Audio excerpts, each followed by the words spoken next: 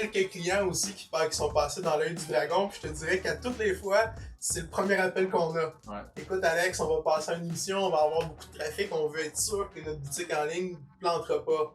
Évidemment, ma réponse à chaque fois, c'est vous êtes sur Shopify, de ce côté-là, vous êtes en bonne main, vous n'avez même pas à vous inquiéter, concentrez-vous sur votre marketing, vos promotions pour l'événement, parce que pour ça, je vous garantis que ça n'arrivera pas.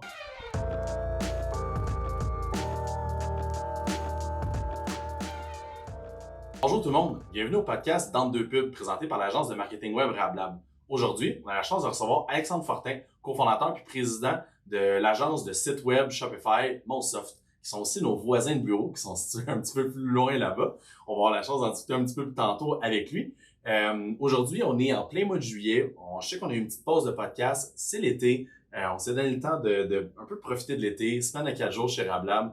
Donc, on était un peu à horaire ralenti. Puis même comme dirigeant d'entreprise, j'ai essayé de profiter de la semaine à 4 jours. Donc, on a réduit le pace des enregistrements, mais on vous revient en force avec le 23e épisode de la saison 2, qui est le podcast en deux pubs. Puis aujourd'hui, avec Alex, on a plein de sujets à discuter avec lui. Je vais prendre le temps de comprendre le background d'Alex. Donc, première partie, on va tout jaser de c'est qui Monsoft, qu'est-ce que Alex fait aussi pour se rendre où il est rendu avec Monsoft. Vous allez voir, c'est assez impressionnant. On va aussi parler de un peu pourquoi Shopify est dans leur arsenal de création de sites web, là, donc CMS. Et voilà, donc c'est un peu ça le portrait de la partie 1. Puis partie 2, on va parler de très en détail. Donc Alex connaît très très bien évidemment l'environnement Shopify. On va parler de c'est quoi Shopify aujourd'hui. On va parler aussi des différences entre Shopify Basic, Advanced, Shopify Plus. Donc, évidemment, il y a des contextes là, qui sont différents entre les différents modèles. Puis, on va aussi parler de Shopify pour le e-commerce, Shopify POS. Donc, tu sais, les petites distinctions entre les deux. On est obligé d'avoir le POS, pas le POS. Fait que, bref, on a quand même un gros agenda de discussion qui va rouler principalement autour de Shopify.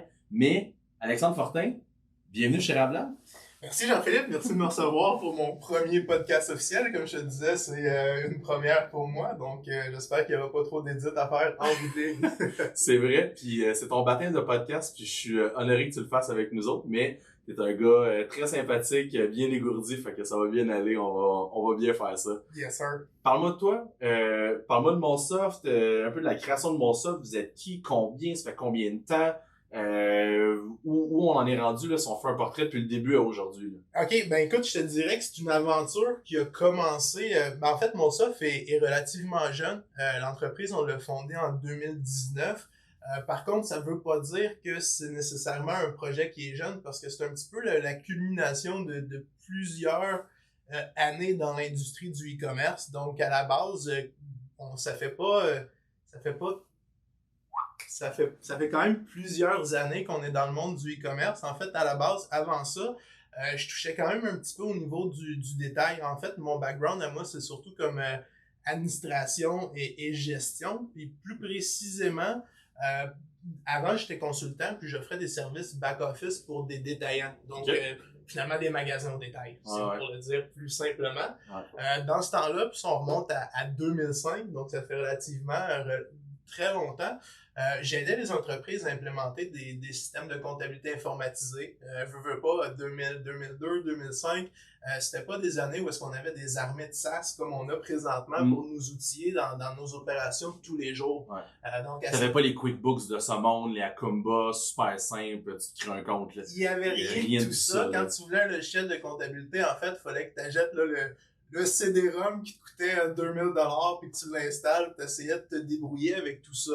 Donc, j'aidais un petit peu les détaillants à s'enligner avec leur comptabilité, à implémenter des systèmes de comptabilité informatisés, implémenter des processus pour être capable de bien tracker leur opération, les aider à faire des regroupements d'achats avec d'autres entreprises pour être capable de splitter un petit peu les coûts, répartir les coûts d'entrepôt, des choses comme ça. Puis, par ce rôle de consultant-là, un de mes clients m'a proposé de partir sa franchise en ligne. Mm-hmm. Donc ça, on recule en 2007. À ce moment-là, le e-commerce c'était relativement pas un sujet qui était discuté vraiment parce que c'était encore très, très nouveau. Puis c'était aussi très difficile d'accès parce qu'à ce moment-là, il n'y avait pas beaucoup de joueurs dans cette industrie-là qui te permettaient de facilement vendre en ligne.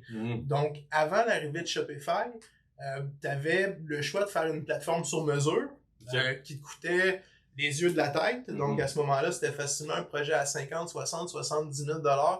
puis tu n'avais rien d'assuré, ou tu avais une plateforme comme Magento qui est aussi totalement sur mesure.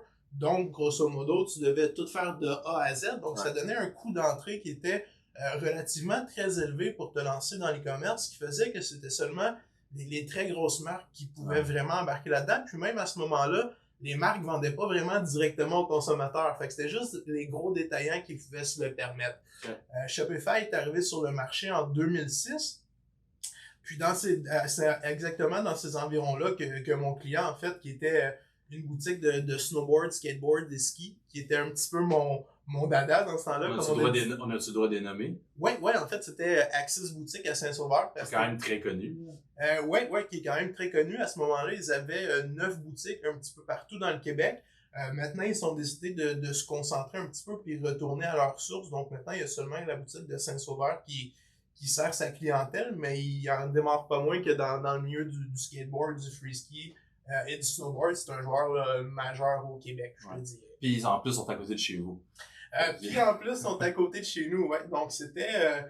j'avais un très fort penchant pour cette industrie-là, comme je te parlais tout à l'heure, parce que moi, je faisais aussi beaucoup de snowboard. Fait que quand mon client m'a proposé de partir sa franchise en ligne, évidemment, j'étais super excité de me lancer là-dedans. Et le e-commerce n'existait pratiquement pas. Et le snowboard, c'était pas mal ma passion. Donc pour moi, ça a été juste normal de sauter à pieds joints dans cette aventure-là. C'est comme une combinaison de passion en réalité. Tu as combiné le snowboard avec le penchant pour aider les commerçants puis l'espèce d'e-commerce. Fait que c'était comme... Et en plus, la proximité avec le commerçant. Fait que c'était un melting pot de plein de choses. Exactement. Puis c'était une super opportunité parce qu'en fait, comme je te parlais il y a quelques instants, le e-commerce était très difficile d'entrer à cause des coûts importants pour développer une plateforme. Puis Shopify venait d'arriver sur le marché. En fait, c'était un autre consultant qui s'appelle François qui m'avait conseillé la plateforme Shopify puis qui m'avait fait ma première boutique. Puis une drôle de parallèle, c'est que François, je l'ai engagé il y a environ bientôt 2 ans comme chef de produit chez Molsoft. Fait que c'était drôle de boucler un petit peu tout ça, dans le sens que c'est lui qui m'avait introduit à Shopify, puis de pouvoir l'amener dans l'aventure avec nous maintenant, alors qu'il lui était dans une agence qui travaillait principalement sur du Magento. Puis il était un petit peu tanné de la lourdeur de la plateforme, fait qu'il était plus qu'heureux de faire le saut dans une agence qui faisait seulement du Shopify. C'est clair. Puis justement, le bon parallèle, on va parler d'agence. Molsoft 2019, mais clairement, l'expérience, ça remonte à avant ça. Fait que tu sais, c'est quoi un peu la taille de Molsoft, un peu justement votre expertise, puis qu'est-ce que vous en êtes... En fait, qu'est-ce qui vous a poussé à vous rendre à dire, ben, on va se spécialiser en Shopify là, versus les Magento, les WooCommerce, les Name It, les comment je vais dire, pas Square, mais les Squarespace de ce monde. Ouais, ben écoute, en fait, pour t'expliquer ça simplement, c'est le cheminement de plusieurs choses. Donc, comme je te disais, j'ai parti cette boutique e-commerce-là en 2007. On l'a roulé jusqu'en 2013, puis à ce moment-là, ben, c'était une franchise, puis il y avait plusieurs franchisés, dont certains qui n'étaient pas nécessairement encore à cheval sur le e-commerce, voyaient ça plutôt d'un mauvais œil, parce que pour eux, les ventes qu'on faisait en ligne, c'était des ventes qu'il n'y avait pas en magasin. Alors que maintenant, les détaillants, ils savent très bien que beaucoup de clients vont voir les produits en ligne puis se déplacer en magasin ou se déplacer en magasin pour par la suite les acheter en ligne. Puis, j'irais même jusqu'à dire que les détaillants qui ont le plus de succès maintenant, c'est ceux qui ont une expérience le plus uniforme possible entre tous leurs points de toucher avec les clients, si tu veux. Donc, j'ai roulé cette boutique en ligne-là jusqu'en 2013. En 2013, on a pris la décision de revendre ça. On s'entendait pas tout simplement avec tous les franchisés. Donc, on s'est dit, tant qu'arriver à un plateau puis être capable d'avancer dans ce projet-là, aussi bien passer à autre chose. À ce moment-là, c'était, ben, soit on recommence une nouvelle marque, puis on commence de zéro un petit peu tout ce qu'on avait fait avec notre première boutique, ou bien, ce qu'on s'est rendu compte, c'est que nous-mêmes, pendant ces années-là, donc de 2007 à 2013, chaque fois qu'on voulait faire quelque chose, il n'y avait pas vraiment d'entreprise pour nous aider à le faire. Donc, grosso modo, il fallait apprendre nous-mêmes tout ce qu'on voulait réaliser pour être capable de l'implémenter dans nos opérations. Donc, en 2013, plutôt que de repartir une nouvelle boutique à zéro, on s'est dit, ben, pourquoi pas se lancer une entreprise de service puis aider les gens un petit peu avec tout ce que nous, on a dû débroussailler pour être capable d'arriver à nos fins, puis les aider un petit peu à accomplir les mêmes choses, mais plus facilement. C'est souvent comme ça que les meilleurs projets démarrent d'ailleurs. Tu sais, que ça part de tes propres besoins que tu as déjà vécu ou tu as passé à travers cette problématique-là, puis c'est là que surgit un peu l'opportunité. Là. Exactement. Donc, on a fait le saut comme partenaire de service, puis on est devenu un des premiers partenaires Shopify à Montréal, puis même au Québec en 2013. Je ne vais pas dire le premier parce que je suis pas certain, mais il n'y en avait pas beaucoup à cette époque-là, c'est certain. Au départ, Shopify était encore relativement vraiment petit en 2013. L'écosystème n'était pas ce qu'il est maintenant. Donc, quand on a fait le saut comme partenaire de service, on s'est dit, tant qu'à juste faire du Shopify, on va essayer d'explorer un petit peu d'autres plateformes, d'autres services pour voir qu'est-ce qui s'offre aux marchands. On a fait du web non transactionnel aussi. On a fait un petit peu de service marketing. On cherchait un petit peu, je te dirais, comme entreprise de service. Puis on a roulé cette opération-là de cette façon-là de 2013 à 2018 environ. Okay. C'est vraiment à ce moment-là qu'on a décidé de vraiment retourner vers Shopify. On a toujours eu plus de facilité avec Shopify. La plupart de nos projets se faisaient sur Shopify, mais on était encore entêtés à essayer de jouer un petit peu avec les autres plateformes. Puis à un moment donné, on a comme réalisé que, écoute, on préférait pas Shopify parce que c'est là qu'on avait commencé, c'est nos premiers amours dans le fond, mais vraiment parce que c'était la plateforme qui apportait le plus de valeur aux marchands. Donc, tant qu'à pousser et continuer d'essayer d'être bon dans plusieurs choses, mais en bout de ligne, être spécialisé dans rien, on a décidé de vraiment abandonner tout ce qui était des services et les autres plateformes qui n'étaient pas en lien avec Shopify. Même qu'en fait, pour être super honnête, au départ, quand on a décidé de partir Monsoft, on voulait plus vraiment faire de services, on voulait plutôt développer nos applications, puis s'en aller dans cette direction-là. Par contre, ça faisait... Dans le App Marketplace de Shopify. Exactement. D'ailleurs, on a aussi des applications sur le Marketplace présentement, mais ça faisait tellement longtemps qu'on était dans l'écosystème Shopify que les gens ont continué de venir vers nous.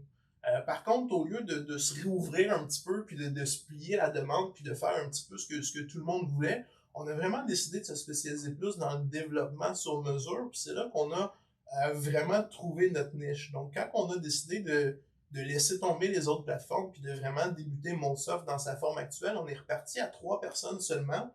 Puis, en fait, on a bien trouvé notre niche. On était au bon endroit au bon moment. Puis depuis, on n'a pas vraiment regardé en arrière. Maintenant, on est une équipe d'au-dessus de 20 personnes ici à Montréal. Situé dans la magnifique tour du Fabricate. Là. Donc, c'est ce qu'on enregistre nos podcasts, c'est le bureau de Rablab, mais vous êtes sur le même étage que nous autres. Là. Exactement. Nous autres, on est bureau 221, vous êtes bureau... 215. J'allais dire 214, 215. Là. Puis en fait, c'est un petit peu également dans cette optique-là qu'on s'est trouvé.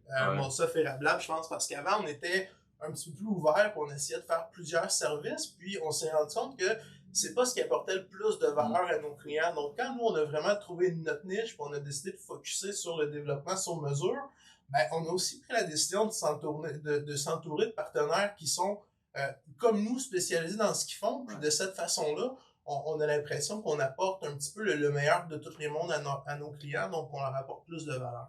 Ouais. Puis justement, c'était un des points que je voulais parler, là, parce que tu disais c'est comme ça qu'on s'est retrouvés. Mais je pense que l'élément, parce que je parlais avec mon associé Nicolas, que tu connais très bien, j'étais comme, quand est-ce qu'on a rencontré Monsoft? C'est quoi qui a créé ça? Puis je me posais la question parce qu'il savait qu'on se voyait aujourd'hui. Puis il m'a dit, je pense que l'élément déclencheur, c'est le Shopify Meetup chez Shopify à Montréal il y a quelques années. Oui, exactement. C'est à ce moment-là, dans le fond, tu étais sur le stage. Fait que c'est ton baptême de podcast, mais c'est pas ton baptême de discussion. Là. Fait que tu étais sur le stage de Shopify Meetup Montreal. Là. Puis tu avais ton bout à nous. Nous, on avait notre bout à nous autres, plus sur les SO. Oui, mais en fait, on était on est d'ailleurs toujours les hosts officiels des Shopify Meetups Montréal. Donc, ils choisissent un partenaire par ville pour leader un petit peu. Ça, c'est vraiment Shopify là, qui organise ça avec vous. Là.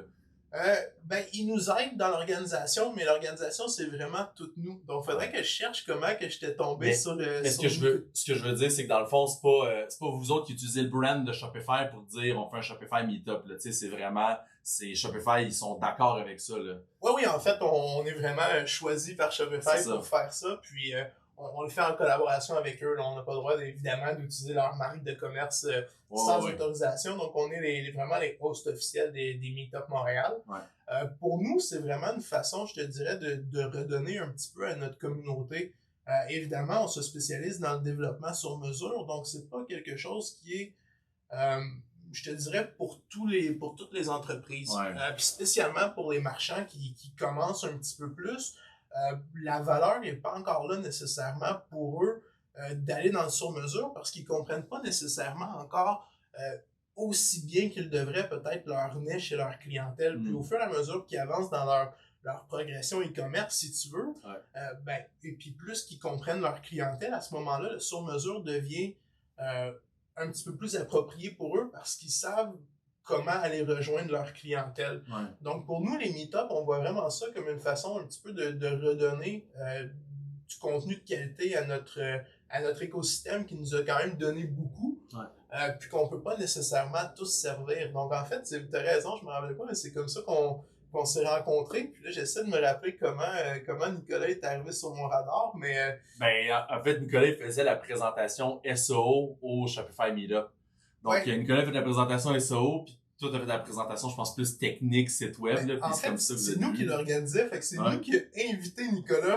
J'arrive pas à me rappeler comment que Nicolas est arrivé sur mon radar, mais effectivement, ça avait été une conversation fort amusante. Nicolas est quand même une personne amusante à entendre parler, pour le dire simplement. Ouais. Donc, on était restés un petit peu connectés, puis à ce moment-là, on a eu quelques clients en commun. C'est comme ça que ça a cimenté un petit peu la relation. Là, exact.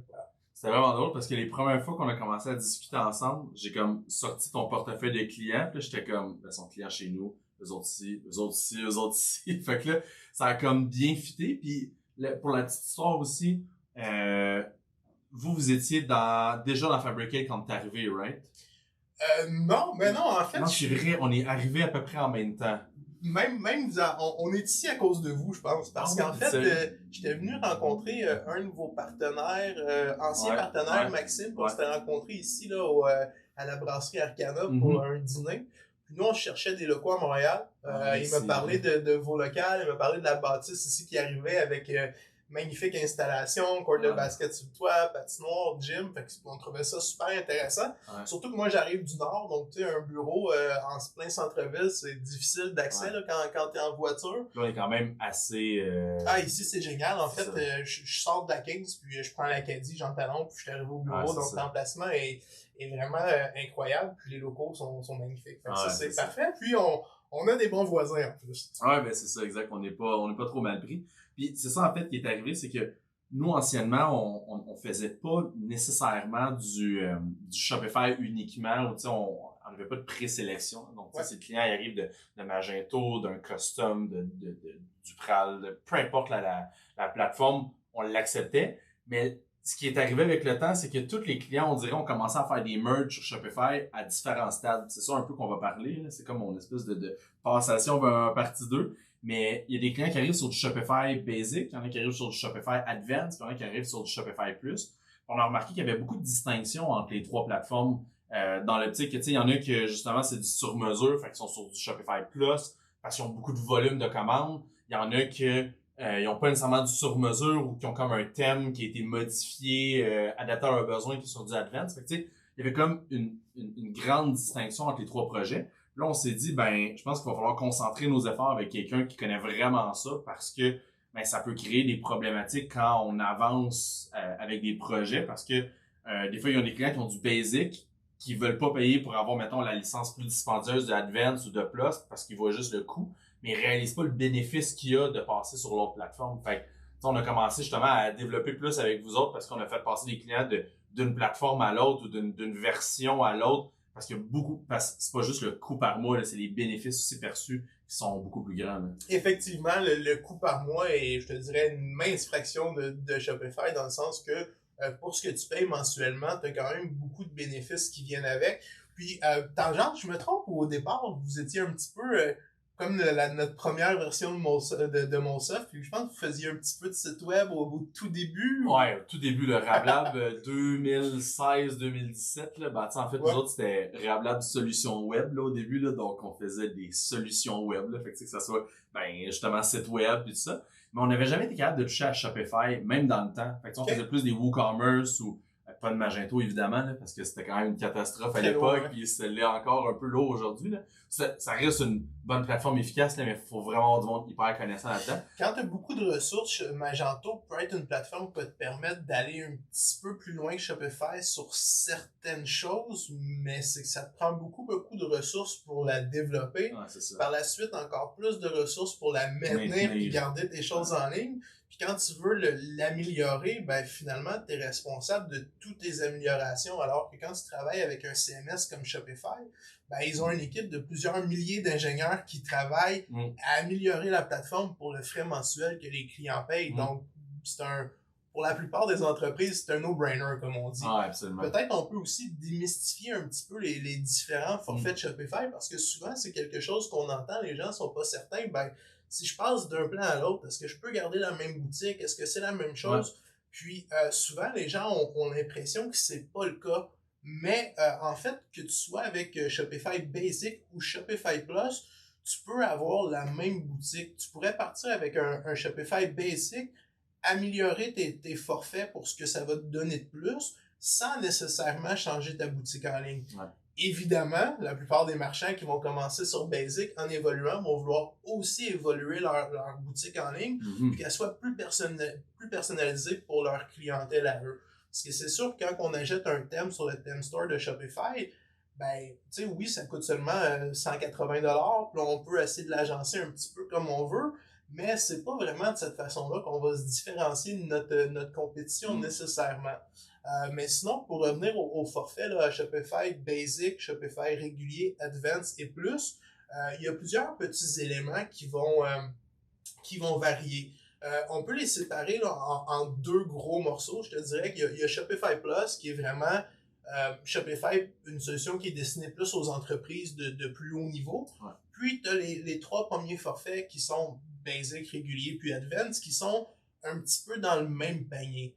Souvent, ce qui va changer entre ces trois-là, c'est le frais de transaction que tu payes sur chacune de tes transactions, que tu sois avec Shopify Payments ou pas, parce qu'évidemment, Shopify, c'est un CMS, mais maintenant, c'est beaucoup plus de choses. Puis je pense qu'on a un segment pour parler un petit peu de c'est quoi l'écosystème Shopify. Mais ce qui est bon à savoir, c'est que bon, Shopify Payments te charge des frais pour processer tes transactions un petit peu comme PayPal, comme Stripe, comme tous ces autres payment processors-là. Puis plus que tu augmentes ton forfait Shopify, plus que ton frais sur chacune des transactions se réduit, que tu sois avec Shopify ou pas. Okay. Par la suite, ils vont te donner plus d'accès pour avoir du staff. Donc, quand tu commences sur un Shopify Basic, évidemment, souvent, tu n'as pas beaucoup d'employés, donc tu n'as pas besoin de plusieurs comptes utilisateurs. Ouais, plus que ton forfait monte, plus que tu as accès à plus de comptes utilisateurs pour inviter tes employés sur la plateforme. Pour qu'ils puissent modifier des fiches produits, ajouter des choses ou peu importe. N'importe quelle fonction que tu gérerais dans le back-end de Shopify. Tu as plus d'accès, plus d'utilisateurs peuvent y avoir accès. Je comprends. Par la suite, ils ont les frais de poste. Donc, Shopify ont des deals avec Post Canada, Purolator et des transporteurs. Okay. Puis, plus que tu augmentes dans leur forfait, plus qu'ils te donnent un meilleur escompte, si tu veux. Okay. Mais sinon... Ça, c'est tout géré à partir de l'écosystème Shopify, là, dans le sens tout que... Tout géré à partir de l'écosystème Shopify. Dès que tu payes ta mensualité, tu as tes transactions, tu as ton volume, Shopify t'offre les discounts avec les transporteurs. Exactement. Okay. Puis par la suite, tu as Shopify Plus. Shopify Plus se démarque un petit peu. Évidemment, on se le cachera pas, c'est plus cher. Hein? Donc, c'est un frais de 2000$ mensuellement. US, évidemment. Tous les frais Shopify sont en US. Ouais. C'est quelque chose qui commence à changer tranquillement. En fait, nous, comme développeurs d'applications, maintenant, on a la possibilité de se faire payer dans la devise de notre choix. Ce qui était, jusqu'à il y a pas très longtemps, pas possible. Donc, j'imagine que c'est quelque chose qui vont finir par offrir aux utilisateurs aussi de pouvoir payer la plateforme dans la devise de leur choix. Mais ça va quand même coûter 2500 Canadiens. Là. On s'entend, ils feront pas de rabais pour... tu sais, ça sera pas 2000 US ou 2000 Canadiens. Là. Moi, ça va être 2000 US puis peut-être 2300 ou 2000... Effectivement, 2000 de ce côté-là, ils feront pas de cadeaux. Mais il faut savoir aussi que la plateforme Shopify Plus vient avec quand même des avantages considérables pour les marchands qui ont beaucoup de trafic, qui font beaucoup de ventes. Ouais. Premièrement, les frais de transaction sont, encore une fois, un petit peu comme à l'image des forfaits précédents, moins élevés que sur les plans d'avant, si tu veux. Donc, quand tu es une entreprise qui fait 3-4 millions de ventes en ligne par année, ben grosso modo, tu te retrouves à payer pour Shopify Plus, même si tu n'es pas sur Shopify Plus, mais plutôt que de le payer sur ton frais mensuel, tu le payes sur tes frais de transaction. Donc, quand tu arrives à ce niveau-là, c'est comme un no-brainer un petit peu de passer à Shopify Plus. Parce qu'on avait fait un switch avec un client, je le nommerai pas parce que c'est pas ça le but, mais il y avait un client justement qui était sur un advance, sur un régulier, puis qui avait beaucoup de transactions. Puis juste le fait de les avoir switchés à Shopify Plus, ils ont baissé leur mensualité que ça coûtait en frais parce qu'ils payaient beaucoup plus cher de monthly fees. Exact. Mais il y avait tellement de transactions qui ont fait une économie finalement à la fin de l'année. Oui, exactement. Donc, c'est souvent, ça va être une des raisons principales, ou plutôt une des raisons que les gens vont voir d'abord. Parce que souvent, c'est ce qui saute aux yeux, right? Souvent, une question d'argent, ça arrive assez rapidement. Par contre, il y a d'autres fonctions également qui sont spécifiques pour les marchands Shopify Plus qui sont quand même un avantage notable. Puis là, la ligne est mince parce qu'ils commencent à ouvrir certaines fonctions aux marchands qui sont sur Shopify Advance. Donc, quand on pense à Shopify Flow, qui est comme une application qui te permet d'automatiser certains éléments de ton service à la clientèle ou certaines choses redondantes que tu fais quand tu gères une boutique en ligne.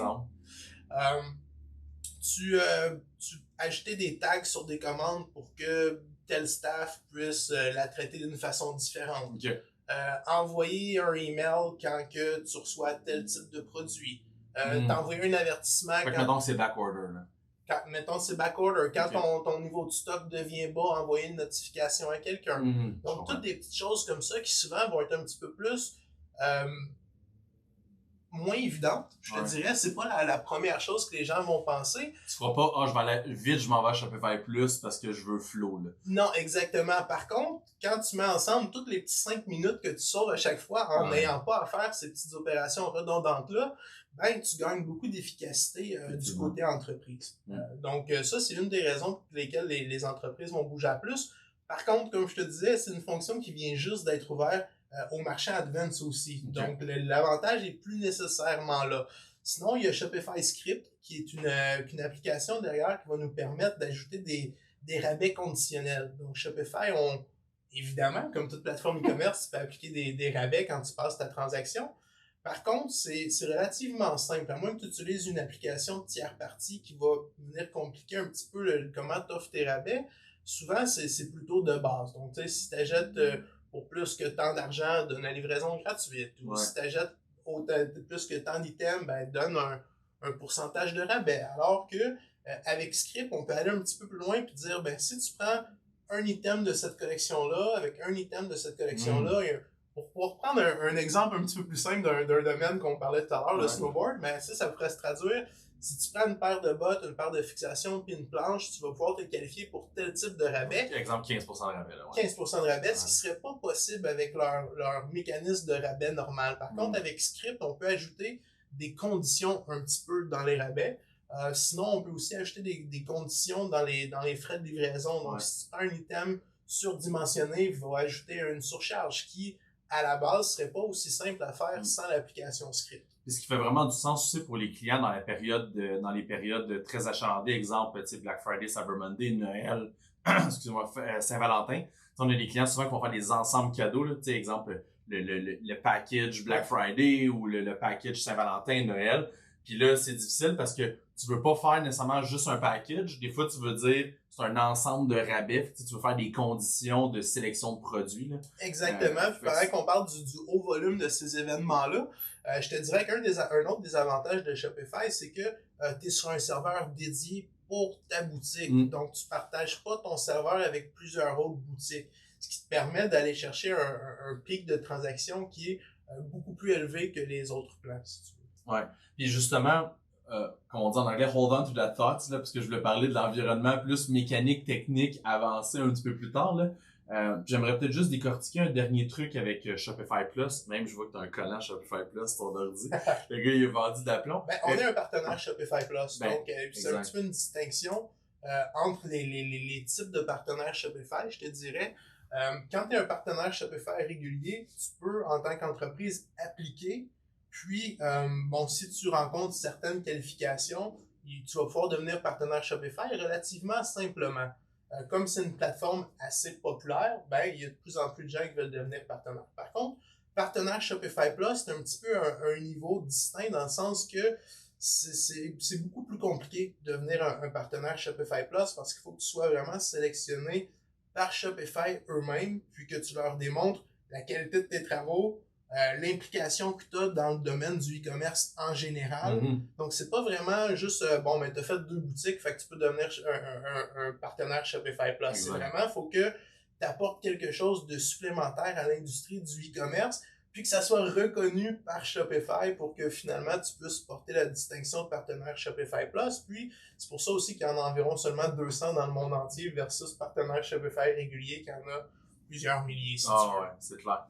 Puis c'est un super bon point. Puis, je sais que vous aviez annoncé il y a plusieurs mois que vous étiez devenu, je pense, un des premiers Shopify Plus partner francophone, je pense au Canada ou dans à travers l'Amérique du Nord, là, parce qu'il n'y a pas beaucoup des francophones, là, donc qui sont à la base en français. Et ben effectivement, comme tu dois probablement le vivre avec tes clients, le plus gros marché, le plus gros bassin de consommateurs, puis le plus gros marché, c'est les États-Unis. Ouais. Donc dans cette optique-là, la plupart des partenaires Shopify Plus vont être anglophones. Ouais. Donc, en étant une des premières entreprises ici au Québec qui était devenue partenaire Shopify Plus, puis qui parle majoritairement français, ben évidemment, on était les premiers un petit peu le francophone à offrir ce service-là. C'est clair. Justement, là, je voulais parler d'un truc à propos de Shopify Plus. On a plusieurs clients qui nous l'ont renoté. Est-ce qu'il y a une possibilité aussi de faire des choses, parce que tantôt tu parlais du sur-mesure, puis là, je veux dire un terme technique, n'étant pas un gars technique, c'est pas mon dada dans la vie, là, mais je relate des faits de ce qu'on a entendu. Il y a comme toute une possibilité de pouvoir faire de l'insertion de code manuel aussi dans Shopify Plus versus les autres plateformes. Je pense que c'est en Liquid, le langage là, qui est possible. Là. Puis là, encore une fois, je suis pas très bon là-dedans, c'est pas me corriger.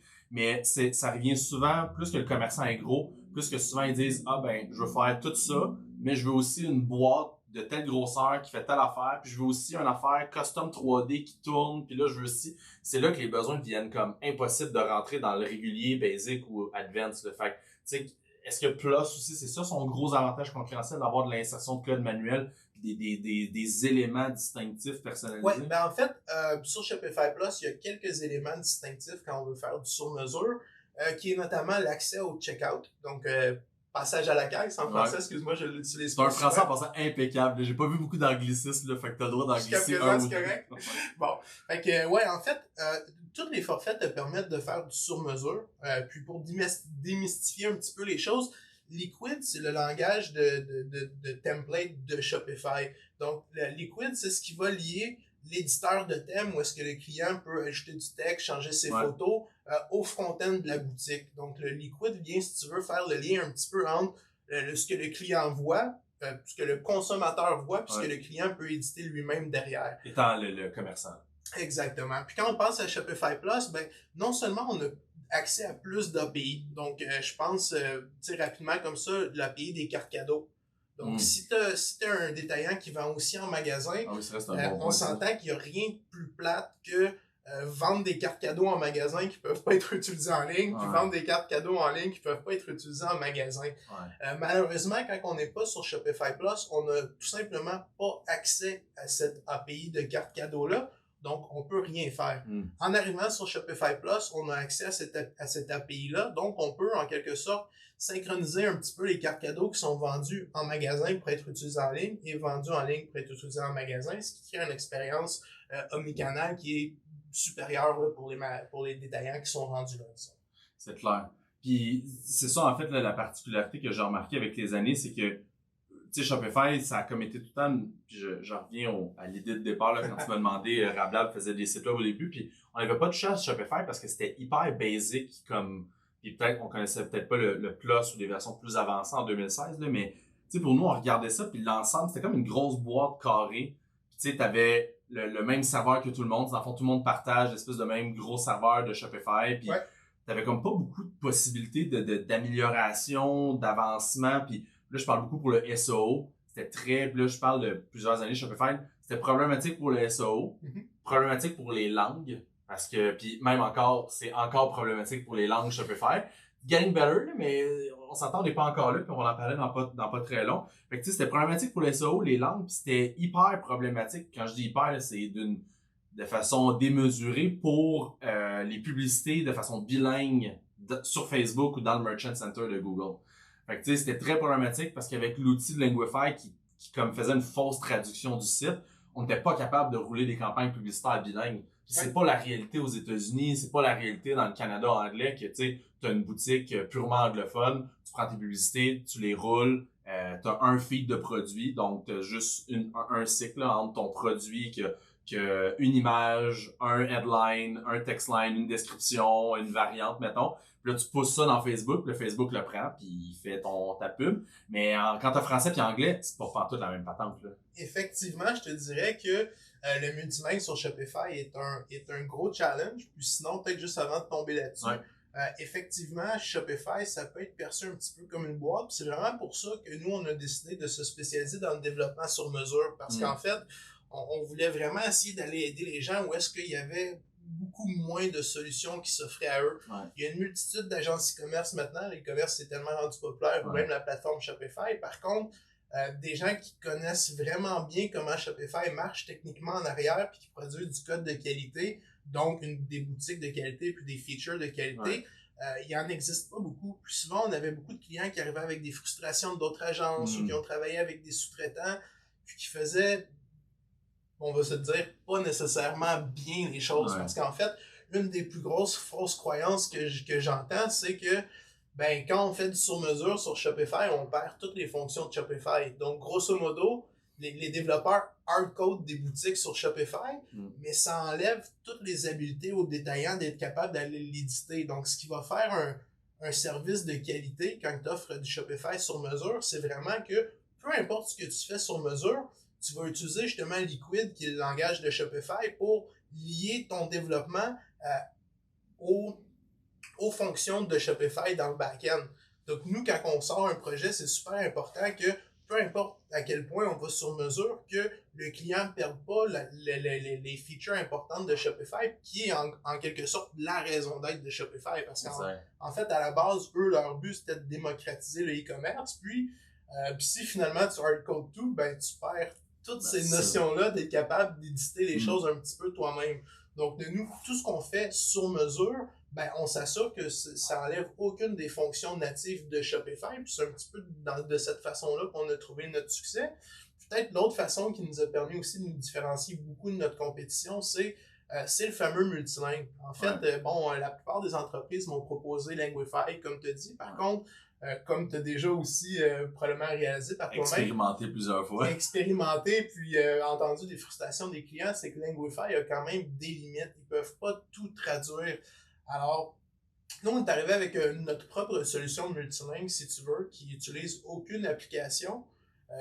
Ça fait relativement beaucoup d'années qu'on travaille sur ça. Je te dirais, dans les premières années, c'était comme Linguify, ça avait certaines limitations. Par contre, là, on est assez heureux qu'on arrive à un point où est-ce que ce produit-là, en tant que tel, est assez mature, puis on a plus beaucoup de limitations. Puis ce que ça nous permet de faire, entre autres, que les applications de traduction vont pas nécessairement régler comme problème, c'est que on s'occupe pas juste de traduire ta boutique en ligne. On s'assure que tout ce qui se connecte autour de ta boutique en ligne aussi est multilingue. Donc, que ça soit tes feeds de produits que tu envoies à Google Merchant Center, de par notre module, on est capable de créer des feeds et en français et en anglais ou en espagnol ou peu importe l'autre langage qui t'intéresse. Par contre, quand on travaille avec un client, on s'assure que l'expérience est multilingue partout autour de sa boutique et non seulement sur sa boutique en ligne. Donc, ça peut se répertorier dans des apps de loyauté, dans Klaviyo, dans le marketing qu'ils font, puis même dans le SEO.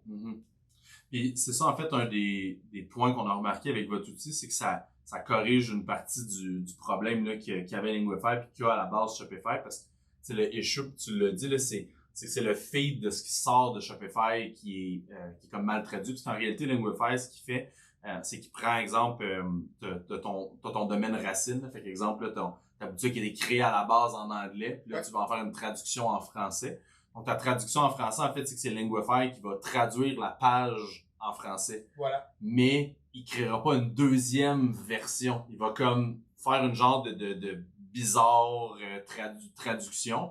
Puis ce que ça fait, c'est que vous allez le voir, quand vous êtes sur un site web, mettons, qui est anglophone, francophone, puis vous changez de langue, puis souvent le URL, donc le permalier, le URL, il change pas en haut. Donc, il va juste apparaître un dièse ou... puis vous allez voir, ça change aussi super rapidement. Donc, ce que ça fait, en fait, c'est que c'est Linguify qui embarque, il change la langue. Mais le problème, c'est que quand t'envoies ça dans Facebook, t'envoies ça dans Instagram, Google Merchant Center, c'est la langue tout ce qu'ils voient, originale. Exact. Eux, ils voient juste la langue racine qui est l'anglais. Donc, c'est impossible d'importer un feed bilingue. Donc, quand on veut faire du remarketing par produit, on veut dire, bon, ben, la personne, mettons, francophone, qui a vu mon site web en français, qui a un Facebook en français, puis qui veut revoir les mêmes produits en français, on peut pas le faire. Il y a des twists, là, puis il y a des workarounds, là, puis je vais en donner une aux gens, là. Nous autres, dans le fond, quand on a des clients qui sont pas assez favorisés d'utiliser Shopify Plus puis l'app de l'équipe d'Alex, ben on utilise Data Feed Watch. Donc, Data Feed Watch qui est quand même un connecteur assez efficace là, il y a Magento, il y a Shopify, il y a plein de plateformes que c'est natif. Puis quand on connecte Data Feed Watch, en fait, c'est que tu prends ton feed qui est unilingue dans le fond, tu le pousses vers Data Feed Watch. Puis après ça, tu peux personnaliser 2 feeds à partir de Data Feed Watch, puis tu peux le repousser dans les plateformes. OK, donc tu dois aller un petit peu comme dans Linguify, traduire tous tes éléments. Sauf que tu as vraiment 2 feeds. OK. Parce qu'en fait, c'est que tu peux tout traduire dans Linguify, puis théoriquement, ton site web il est bilingue, Ouais. mais aux yeux de Google, quand tu le Toutes traduis, les plateformes autour, il reste unilingue. Sauf que Data Feed Watch, c'est que tu t'importes ton feed unilingue dans la plateforme, puis il sort bilingue aux yeux des outils, parce que dans le fond, Merchant Center, Facebook, ce qu'il y a, en fait, c'est des fiches XML, là, donc les XML files. Là. Donc, il lit les fichiers XML, puis Data Feed Watch sort un français, un anglais, un espagnol, peu importe. Ouais. Fait qu'il sort la bonne correspondance de langue, puis après ça, on est capable de les envoyer pour faire du remarketing dynamique par produit. Fait que, tu sais, ça, c'est un workaround alentour de Linguify qui est pas parfait, mais que, je veux dire, 85-90% du temps, là, ça va bien fonctionner. Mais si vous êtes on the edge là, à dire je sais pas, tu sais, est-ce qu'on veut que Shopify Plus qu'il y a des avantages, on a beaucoup de transactions, je vous encourage vraiment beaucoup parce qu'on va avoir une grosse avantage concurrentiel. Ouais, ben écoute, juste pour préciser puis sans vouloir te contredire, notre feed est vraiment notre système de traduction est disponible pour les marchands qui sont pas sur Shopify Plus aussi. Okay. Par contre, un petit peu comme pour le reste de nos services, c'est vraiment du sur-mesure, donc ça s'applique pas nécessairement à tout le monde parce que c'est un petit peu plus coûteux que, disons, prendre une application que tu vas payer mensuellement. Par contre, on a l'avantage qu'on est capable de traduire beaucoup plus de choses, envoyer des feeds pour les agences marketing comme vous qui peuvent utiliser dans toutes les langues, bien travailler le SEO, puis tout ça sans nécessairement avoir à gérer l'autre langue sur une plateforme secondaire. Parce qu'il y a aussi un petit peu déplaisant d'une plateforme comme Linguify, c'est que tu vas gérer ta langue originale sur Shopify, puis après ça, tu dois t'en aller sur un autre service qui est Linguify pour gérer ton autre langue. Alors que nous, on est capable de tout gérer les langues à l'intérieur de la même plateforme, ce qui est relativement beaucoup plus agréable pour les marchands là, dans le day-to-day. Ce qui est clair, puis ce qui est aussi le désagrément de Data Feed Watch, c'est une bonne plateforme, fonctionne bien, mais tu as ton feed sur Shopify, puis mettons ta Linguify, puis après ça, il faut que tu utilises une autre app pour que, tu sais, mettons exemple, Google Merchant Center te renvoie une erreur et dit, mettons, tel produit, broken link, blablabla, ou, tu sais, des fois, ça va dire, bon, misuse of product, là, mettons, c'est une catégorie qui est prohibited par Google. Mais là, tu peux pas aller dans Shopify, il faut que tu ailles dans Data Feed Watch, puis dans Data Feed Watch, il faut que tu trouves le problème, puis là, des fois, le problème, il est pas là, il est dans Linguify, fait c'est dans le connecteur où finalement c'est un petit détail qui fait que ça marche pas. Exactement. Tu casses la tête pendant des heures. C'est pas parfait. Le plus parfait, c'est d'avoir tout à la même place, un peu comme tu as mentionné. C'est plus fonctionnel, effectivement. Ouais. Puis je veux revenir au point du serveur de tantôt, là, t'en parlais. Puis nous, c'est un gros avantage concurrentiel qu'on a vu pendant la période des fêtes. Puis là, c'est cool, on est au mois de juillet. J'enregistre juste quelques épisodes avant l'automne. Là, fait que vous allez écouter ça, on va peut-être être plus fin août, début septembre. Tu sais, justement, à l'arrivée des fêtes, nous, on a un client, je pense qu'on peut les nommer aussi, là. Vous avez passé dans la presse avec eux autres, là, qui est Maison Lavande. Okay. Qu'on est parti d'un site web Magento en 2017. Ouais. On a switché dans du custom en 2018-2019. On a roulé du custom pendant 2 ou 3 ans. Puis pendant 2 ou 3 ans que le site web custom, à chaque période très achalandée, ça plantait, même si on faisait augmenter la capacité de serveur, même si on faisait, peu importe les separages qu'on faisait. Puis on a eu aussi les mêmes problèmes avec Magento. Là, on a fait le switch en juin 2021. Fait automne 2021, Black Friday, Cyber Monday. zéro bug, zéro plantage, zéro problème de serveur. C'est quoi la magie alentour de ça pour que ça fonctionne? Ben évidemment, tout est dans le serveur. Donc, tu sais, quand tu as un Magento, tu es responsable non seulement de ta boutique en ligne, mais de ton hébergement. Sur la plateforme où est-ce que Maison La Vente était avant, qui était une plateforme un petit peu plus sur mesure, Ouais. c'était leur fournisseur de services qui contrôlait leur serveur. Puis malheureusement, même quand ils l'augmentaient à sa plus grande capacité, je pense que les filles me disaient qu'écoute, à 180 personnes, notre site plante, ce qui était vraiment quelque chose d'inconcevable pour la plupart des entreprises, alors que du côté Shopify, ben c'est une des choses pour lesquelles on paye mensuellement. C'est que dans notre forfait mensuel de Shopify, ça comprend aussi tout ce qui est hébergement, sécurité, bande passante, capacité de stockage, puis tout ça, c'est illimité. Donc de ce côté-là, c'est sûr que quand on fait le saut vers Shopify, c'est terminé les problèmes de site web qui plantent parce qu'il y a trop de monde ou trop de transactions en même temps. En fait, je pense que Shopify se démarque, Shopify Plus davantage se démarque au point où ce que tu pourrais passer, je pense que c'est 10 900, en tout cas en haut de 10 000 transactions à la minute, ce qui est incroyable. On s'entend là, que pour le commun des mortels, c'est jamais quelque chose qui arrive. Pour le Québec, on s'entend, c'est un peu... c'est impensable. Il n'y a pas de commerçants aussi gros au Québec. Maintenant, on parle les Simons de ce monde et quelques-uns, là, mais c'est une minorité là, qui sont dans ces chiffres-là. Là. Effectivement, c'est quelque chose, on le voit peut-être avec certaines grandes influenceuses peut-être aux États-Unis qui vont rouler une boutique en ligne, qui vont sortir un produit puis qui sold out à l'intérieur de 1 ou 2 minutes, qu'il n'y en a plus, ben c'est ce genre de trafic-là. Évidemment, pour la plupart des marchands, c'est pas l'argument de vente numéro 1. Par contre, de savoir que notre boutique en ligne est hébergée sur une plateforme qui va jamais planter, peu importe le nombre de gens qu'on a sur la boutique, ça reste quelque chose qui est un solide avantage, puis ça nous enlève quand même un gros casse-tête de moins à avoir à gérer. Tu sais, je rebondis sur ce que tu dis, là, je fais des petites vidéos, pour ceux qui l'ont jamais écouté, je me plug ça seamlessly, mais pendant l'émission Dans l'œil du dragon, j'enregistre les mercredis soirs, donc quand l'émission Dans l'œil du dragon passe, je m'enregistre live, puis je fais une critique, dans le fond, des sites web, du marketing, de l'entreprise, un peu leur pitch, puis tout ça. J'aime bien ça faire ça. Et bref, dans l'émission, je dirais un commerçant sur deux, parce que c'est souvent des e-commerce ou des gens qui vont vendre au détail, peu importe, qui passent à l'émission. Une fois sur deux, leur boutique en ligne est plantée pendant que je fais l'analyse. C'est drôle que tu le mentionnes parce qu'en fait, on a quelques clients aussi qui sont passés dans l'œil du dragon, puis je te dirais qu'à toutes les fois, c'est le premier appel qu'on a. Ouais. Écoute Alex, on va passer à une émission, on va avoir beaucoup de trafic, on veut être sûr que notre boutique en ligne ne plantera pas. Évidemment, ma réponse à chaque fois, c'est vous êtes sur Shopify, de ce côté-là, vous êtes en bonne main, vous n'avez même pas à vous inquiéter, concentrez-vous sur votre marketing, vos promotions pour l'événement, parce que pour ça, je vous garantis que ça n'arrivera pas. Mais tu vois, ça, c'est un méchant perk parce que, tu sais, justement, dans toutes les entreprises qu'on passait là, tu sais, ça passe du gin à des pochettes chauffantes, à des bas, à du linge, peu importe.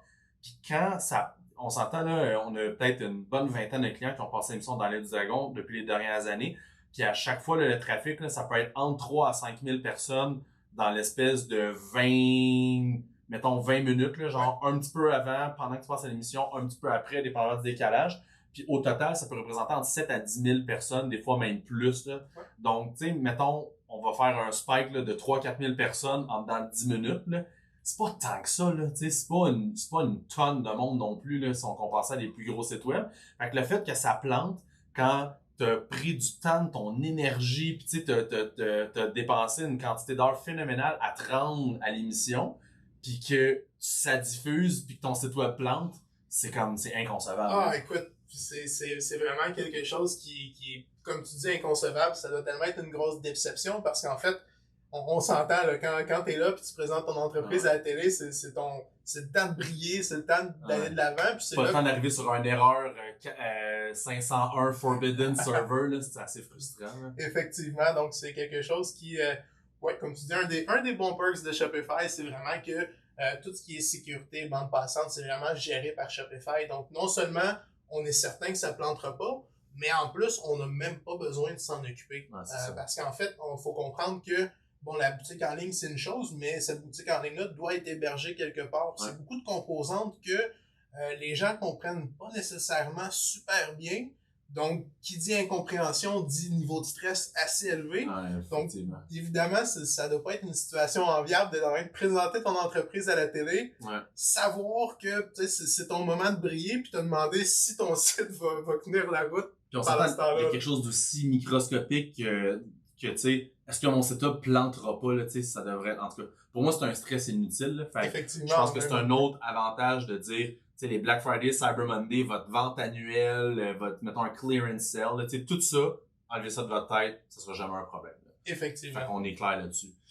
J'ai un autre élément, puisqu'on transige tranquillement pas vite vers la conclusion que je m'étais noté, puis pour vrai, je trouve que c'est hyper important, puis je l'ai mentionné dans l'introduction. Shopify ont maintenant toute la possibilité, avoir la possibilité d'avoir toute la partie POS. Donc, e-commerce, POS, donc Shopify c'est comme lancé dans cette espèce de logique-là d'avoir les deux un petit peu sur le même toit. Je veux te laisser en parler, je le connais pas beaucoup en détail, je l'ai vu dans l'application, tu sais, tantôt on parlait de maison à vendre, il est avec Lightspeed, on a fait le switch avec Shopify, donc maintenant on peut savoir les clients et clientes qui achètent en ligne et qui vont, mettons, à la boutique. Donc, en ce moment, c'est la haute saison. 19 juillet, là, c'est les plus beaux champs de la vente. Vous allez écouter l'émission, il va être trop tard, mais mois de juillet, c'est les plus beaux champs de la vente. Fait que la personne qui achète en ligne, qui utilise le même courriel qui achète en boutique, on peut avoir le même profil puis comptabiliser les ventes de façon commune. Fait que, parle-moi un petit peu des distinctions, puis est-ce que je suis vraiment très avantagé de prendre Shopify POS versus, mettons, les Lightspeed ou autres plateformes de POS qui peuvent exister? Ben, évidemment, si tu roules ta boutique en ligne sur Shopify, avoir le POS ou point de vente ou PDV ou il l'appelle de toutes sortes de façons. POS c'est en Points of Sales. Point of Sale, exactement. Donc, la version anglaise, PDV, au point de vente, la version française. Mais écoute, je pense qu'on peut faire tous utiliser POS rendu là. Effectivement, c'est un gros avantage parce que ça te permet, sans avoir à faire un effort supplémentaire, de rassembler toutes tes données sur tes utilisateurs au même endroit. Et sur tes utilisateurs, mais aussi sur le reste de ton entreprise. Donc, avoir toutes tes ventes au même endroit pour pouvoir les comptabiliser facilement, pouvoir les séparer par canaux de vente, voir tu sais, un petit peu d'où viennent tes ventes. Avoir ta base de données sur tes clients centralisée au même endroit, sur leur historique d'achat, donc être capable de voir ce qu'ils ont acheté en ligne quand tu es en magasin et vice-versa, qui est un avantage quand même indéniable. Par la suite, avoir à gérer juste une base de données de produits, right? Parce que si tu roules un POS puis ta boutique en ligne sur deux plateformes différentes, ben, veux pas, tu vas devoir créer tes produits sur ta boutique en ligne et créer tes produits sur ton point de vente, puis t'assurer que l'inventaire des deux côtés reste adéquat, parce qu'il n'y a rien de plus frustrant que acheter quelque chose que finalement, puis recevoir un email pour te faire dire, ben finalement, on l'a plus en stock, ou encore même te déplacer en magasin pour voir un produit que finalement, tu n'as plus en stock. Donc, quand que, je te dirais que le POS de Shopify, tranquillement, pas vite, prend du galon. D'ailleurs, il y a eu un release dernièrement qui l'a beaucoup amélioré. Par contre, c'était pas une entreprise qui, à la base, faisait un POS. Donc, évidemment, c'est sûr que si tu compares leurs produits POS à certaines entreprises qui font que des POS depuis plusieurs années, le produit pourrait paraître un petit peu inférieur, je te dirais. Par contre, ce qu'il faut savoir, c'est que pour la plupart des entreprises au détail, les gens sont habitués que le POS, c'est vraiment l'outil central de gestion de l'entreprise, puis que la boutique en ligne, souvent, c'est juste quelque chose qui se connecte à ça. Maintenant, c'est rendu l'inverse, là, souvent. Ben, avec Shopify, je te dirais que c'est ce qui est le plus difficile pour les gens à grasper comme concept, c'est que ton écosystème, ton back-end Shopify, ta partie administration devient ton point de gestion pour en boutique et en magasin. Donc, quand tu regardes ça froidement, le POS de Shopify pourrait paraître avoir moins de features, si tu veux, qu'un autre produit auquel tu pourrais le comparer. Par contre, ce qu'il faut savoir, c'est que l'outil de POS Shopify est fait pour te permettre de passer des transactions en magasin et non de gérer ton entreprise. L'aspect gestion se fait surtout dans le back-end du produit e-commerce, si tu veux. Donc, ce que ça engendre, si tu décides de pas rouler ton POS sur Shopify également, c'est que tu vas devoir rouler deux systèmes distincts. Puis, à partir de là, soit faire toute ton entrée de données manuellement, puis t'assurer la maintenance manuelle, ce qui est, pour la plupart des marchands qui ont un volume relativement, pas nécessairement super élevé, mais on va dire de base, qui est quand même très, très time consuming, donc ça va prendre beaucoup de temps pour être capable de garder tes deux avec les mêmes données, puis ça sera jamais parfait, parce que bon, les choses bougent, fait que c'est comme, faudrait que c'était quelqu'un à temps plein, en temps réel, en train de s'occuper de ça, qui est, ben, évidemment, avec la pénurie de main-d'œuvre, je pense, dans tous les domaines auxquels on fait face, ben, c'est quelque chose qui est de plus en plus difficile. Donc, si tu veux pas aller vers cette, comment je pourrais dire, cet accablement de gestion et de maintenance-là, ben, tu as l'option de créer un connecteur. Donc, le connecteur, lui, va un petit peu aller synchroniser tes données entre ta boutique en ligne et ton POS. Par contre, il faut savoir qu'un connecteur, ben, il faut le développer, puis ça vient avec des coûts qui sont relativement assez importants, non seulement pour le créer, mais par la suite, tu dois le maintenir aussi. Puis, veux pas que ça soit dans le nombre de caractères du nom de ton produit ou les caractères utilisés pour la description de produit ou plein de petits détails comme ça va toujours faire que quelque part, il va y avoir quelque chose qui passera pas dans cette asynchronisation. Donc, c'est toujours frustrant, c'est jamais parfait, puis ça vient avec relativement beaucoup de coûts. Donc, dans cette optique-là, c'est sûr que on va préférer conseiller aux clients d'utiliser le POS de Shopify également, parce qu'en fait, on vient de... On n'a plus besoin d'avoir une personne pour maintenir un petit peu la synchronisation entre les deux systèmes. On n'a pas besoin de créer un compte. Je voulais dire pont et connecteur en même temps, donc c'est sorti un compte. C'est parfait. Donc, on n'a pas besoin de créer ce fameux pont ou connecteur-là qui vient quand même avec des coûts, puis une maintenance à faire tout en bout de ligne. Donc, quand tu utilises les deux, tes deux systèmes se synchronisent sans que tu aies besoin de faire d'efforts supplémentaires, qui est, selon moi, un avantage assez considérable là, quand tu veux vendre en ligne et en magasin. C'est clair, puis tu sais, je pense aussi à tout ce qui est les programmes de loyauté, les programmes de fidélité, puis tout ça. Tu sais, ça peut être difficile quand tu as un POS qui est différent, parce que là, faut que tu fasses un pont pour Shopify, mais il faut aussi que tu fasses un pont pour ton programme de loyauté, parce qu'il faut qu'il détecte ta base de données. Ça devient pratiquement impossible à faire. C'est faisable. Par contre, ce pont-là, si tu veux, qui non seulement synchronise toutes tes données de commerce, donc clients, produits, inventaire, mais en plus, tous ces outils-là autour, donc programme de loyauté, reviews, puis toutes ces choses-là, ça devient, pour être honnête, pratiquement impossible à faire. Puis on dira pas impossible parce qu'évidemment, de nos jours, tout est possible. On va sur la lune, là. Par contre, tout est possible. Ça vient avec beaucoup de coûts. Beaucoup de coûts, beaucoup de maintenance, puis en bout de ligne, pour l'avoir expérimenté à quelques reprises, puis vu de feedback client, c'est quelque chose qui devient assez frustrant aussi en bout de ligne. Donc, dans cette optique-là, puis aller avec un système qui va te permettre de synchroniser toutes ces datas-là, toutes ces données-là sur une même plateforme, ben, va vous faire sauver beaucoup de temps, puis va vous permettre aussi d'avoir votre donnée rapidement, garder vos inventaires à jour, vous permettre de vendre des cartes cadeaux en ligne et en magasin, pouvoir les utiliser dans le même système. Donc, ça aussi, c'est un gros avantage. Puis tu l'as dit tantôt, là, l'idée du marketing ou du commerce de détail et commerce électronique en 2022, c'est d'avoir l'expérience qui est la plus seamless possible, donc il y a le moins de points de friction possible.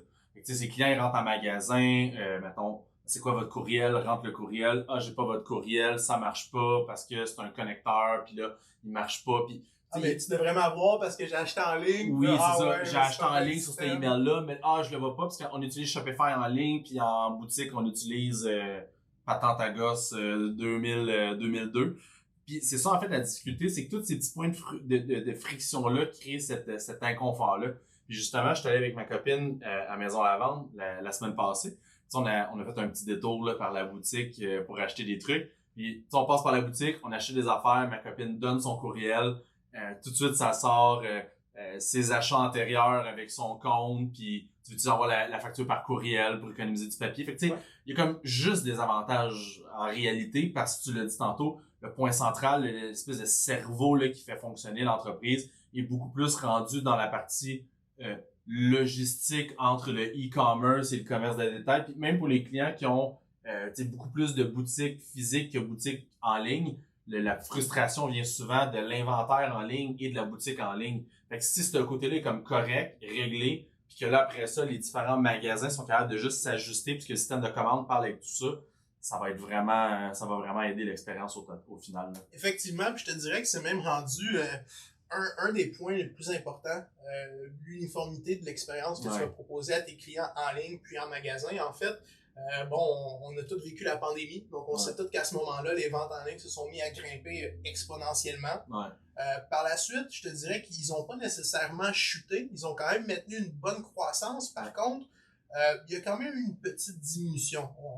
On dit pas ici une diminution de la croissance des ventes en ligne, mais vraiment une diminution des ventes en ligne versus au moment où c'était juste disponible en ligne parce que on était fermé pour des raisons de pandémie. Par contre, ce qu'on voit dans les données, c'est que les marchands qui vont aussi vendre en magasin puis offrir l'expérience la plus, comme tu disais, seamless possible entre en ligne et en magasin, eux ne perdent pas de vente, mais vont vraiment bénéficier de offrir une expérience uniforme à leurs clients. Puis, de plus en plus de clients maintenant vont, je pense que je l'ai mentionné un petit peu plus tôt, regarder en ligne pour se déplacer ensuite en magasin ou aller essayer des choses en magasin, finir par l'acheter en ligne. Donc, les marchands qui ont plusieurs points de contact uniformes avec leur clientèle sont définitivement ceux qui gagnent présentement là, dans le commerce. Exact. Puis tu sais, c'est pas pour...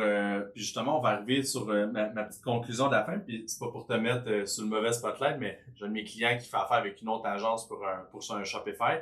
C'est une entreprise qui ne vend pas en ligne, ils ont une douzaine de boutiques au Québec.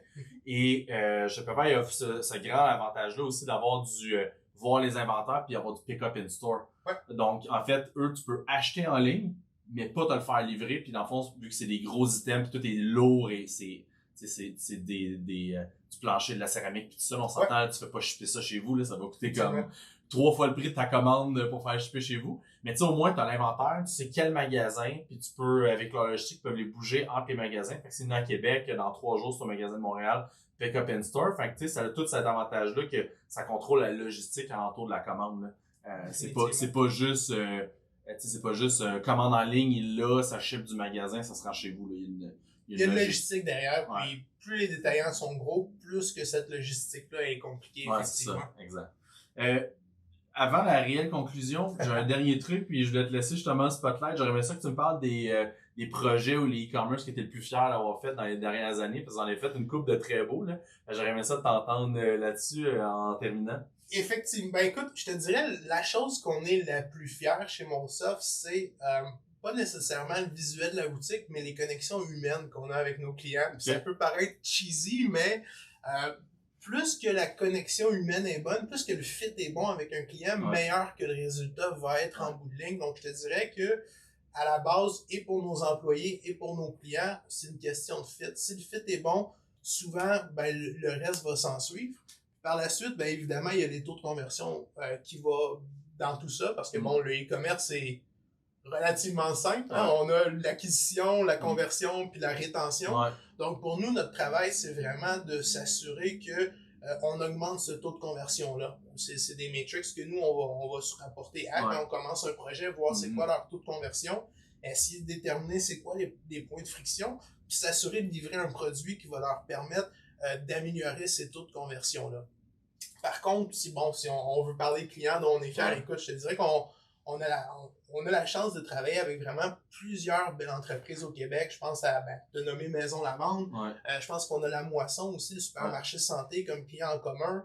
On travaille avec des marques comme Point Zéro, Adrien Gagnon. Donc, on a vraiment l'opportunité de travailler avec vraiment des très beaux clients ici au Québec. Fait que ce serait difficile de te dire, celui-là, c'est mon préféré parce qu'en fait, ils sont tous vraiment... Ils sont tous uniques à leur façon. Ils sont tous vraiment uniques à leur façon. Puis si on parle de côté design, probablement que si je te dis celui que moi je trouve le plus beau, le reste de mon équipe va être comme « Ah non! » Ah non, pas ça là, c'est ça. Tu sais, le design, c'est très propre et c'est très relatif à l'opinion de la personne. Effectivement. C'est vrai. J'ai vu des sites web qui ont gagné des concours de design, puis je le trouve atroce. Effectivement, c'est vraiment une question de perception. Puis, selon tout le monde dans l'équipe, je suis vraiment pas l'unité de base pour dire qu'est-ce qui est beau en design.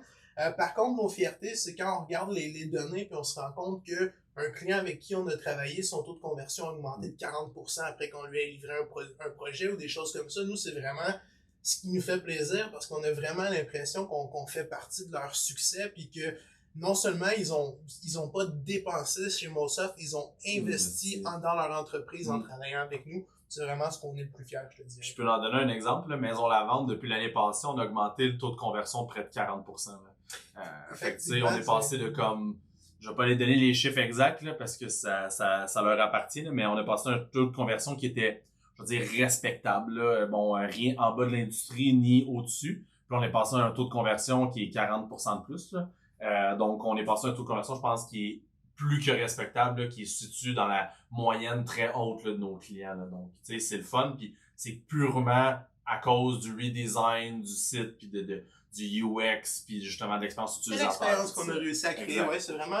En fait, quand on dit, tu sais, tout à l'heure, on parlait de... Nous, on se spécialise surtout dans le sur-mesure, mais c'est quoi sur-mesure? En gros, c'est vraiment comprendre les habitudes des consommateurs qui vont consommer les produits de nos clients, puis essayer de rendre l'expérience de magasinage la plus simple possible pour eux, dans le but qu'ils, finalement, convertissent plus. Donc, il y a plus d'acheteurs qui vont aboutir, voyons, on va ramener ça, il y a plus de visiteurs qui vont terminer en acheteurs sur leur site. Donc, quand on réussit à faire ça, on est vraiment très content, puis c'est pas nécessairement toujours visible à l'œil nu sur le site. Évidemment, quand tu passes d'un vieux site à un nouveau site, ben, tu sais, ça tape à l'œil, donc c'est facile de voir, ok, wow, c'est beau, mais en bout de ligne, est-ce que ce site-là convertit mieux? Puis si la réponse est oui, ben, alors là, on sait qu'on a vraiment fait notre travail comme il faut.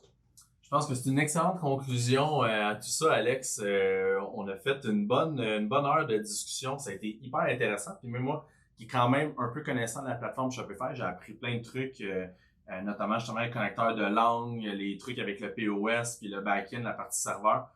J'en apprends tout le temps à chaque fois qu'on se parle ensemble. Fait que c'est un grand plaisir. Fait que Alex Fortin, cofondateur de Mossoft, merci beaucoup d'avoir été là. Le mot de la fin pour nos millions d'auditeurs qui nous écoutent. Ben écoute, merci à toi Jean-Philippe de m'avoir invité là puis d'avoir brisé ma virginité de podcast. Mais sinon en fait ce que je dirais à nos clients c'est à nos clients. Futurs clients. Futurs clients ou en fait aux auditeurs, c'est vraiment d'opter pour un fournisseur de services en qui ils ont une bonne connexion, en qui ils ont confiance parce que bon présentement Shopify est une plateforme hyper populaire, donc évidemment il y a beaucoup d'acteurs dans le domaine du e-commerce qui vont s'improviser partenaires Shopify ou qui vont s'improviser comme des experts Shopify, mais la réalité c'est que la plupart ne le sont pas. Donc s'assurer que quand ils choisissent un partenaire de service que c'est quelqu'un qui a premièrement prouvé qu'ils sont capables de faire ce qu'ils disent, donc par des exemples concrets, une personne avec qui ils ont une bonne connexion. Meilleure va être la connexion humaine, meilleur va être le résultat en bout de ligne. C'est clair. C'est un excellent mot de la fin, puis je pense que ça témoigne beaucoup d'un projet que vous avez fait dans les dernières années. Alex, merci beaucoup. C'est ce qui conclut notre 23e épisode du podcast Entre deux pubs présenté par l'agence de marketing web Rablab. Je vous remercie beaucoup pour votre écoute. N'oubliez pas de nous suivre sur nos plateformes sociales. On a LinkedIn, Facebook, Instagram et tout le tralala. Dire qu'on ne chercherait pas de nouvelles personnes pour se joindre à notre équipe serait un grand mensonge. Donc, à la recherche de nouveaux talents à l'année. Donc, il faut aller sur notre site web. On cherche des gens spécialistes en publicité numérique, des gens en SEO, account manager, que nous on appelle communément gestionnaire d'expérience client chez Rablab. On cherche des gens dans les différentes positions. Puis je terminerai aussi en disant que on termine là notre test de semaine de 4 jours. Donc, on fait un test pendant tout l'été. Ça risque d'être très concluant, le post-mortem à l'automne. Donc, dès 2023, Rablab sera possiblement à l'année longue en semaine de 4 jours. Donc, quand un beau perk on a le plaisir d'offrir aux gens, on a aussi un chalet. Donc, on construit un chalet pour tous les employés de Rablab, que ça va être en fait notre 3e bureau, parce qu'on considère que le bureau à la maison étant un bureau de travail. Bureau maintenant. Et il s'est rendu pratiquement, il passe plus de temps ici, chez eux qu'ici. Donc, bureau à la maison, bureau ici, que c'est superbement aménagé. Et on va avoir, mars 2023, un beau chalet à Saint-Alphonse-de-Rodriguez que les employés pourront travailler. Donc, ça leur fera 3 places pour travailler quand ils veulent. Fait que voilà. Donc, si vous cherchez un bel endroit pour travailler en marketing numérique, pour faire avancer votre carrière, ça va vous faire plaisir. Donc, on vous dit à un prochain épisode dans 2 pubs.